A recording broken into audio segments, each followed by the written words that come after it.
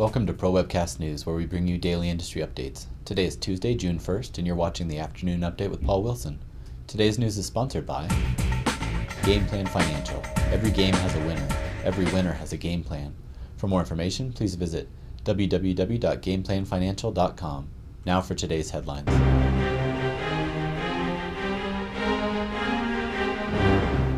Hedge funds endured their worst month since 2008 during May, losing an average of 2.7% through May 27th, according to the HFRX Global Hedge Fund Index.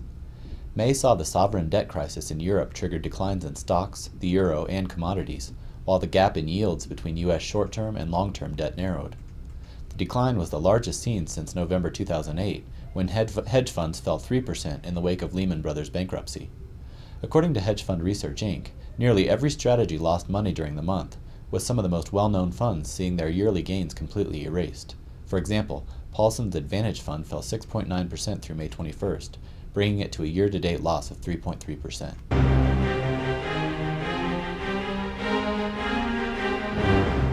In insurance news, a recent study reveals that insurance chief executives believe that creativity is more important than rigor, management discipline, integrity, and vision in a company's ability to remain competitive and successful.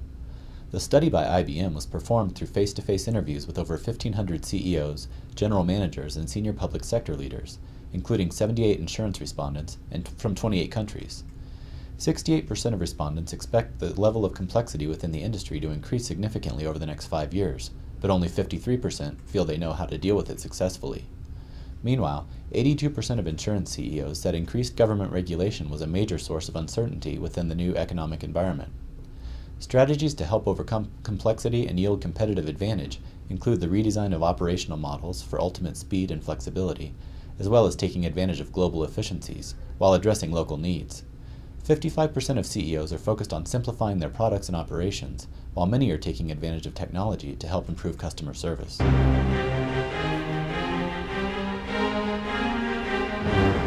In regulatory news, the U.S. Central Bank's liquidity support helped contain the recent financial crisis, but could have done even more, according to Federal Reserve Bank of Chicago President Charles Evans. Quote, "While the liquidity support we provided the economy was very helpful, it was clearly not enough. Given the huge resource gaps and low and declining inflation, more monetary accommodation was appropriate," he said, during a recent panel session in Seoul. He added that the recent reopening of currency swap lines by the Federal Reserve with the European Central Bank and others was necessary to help deal with the potential rise in dollar funding pressures in world markets.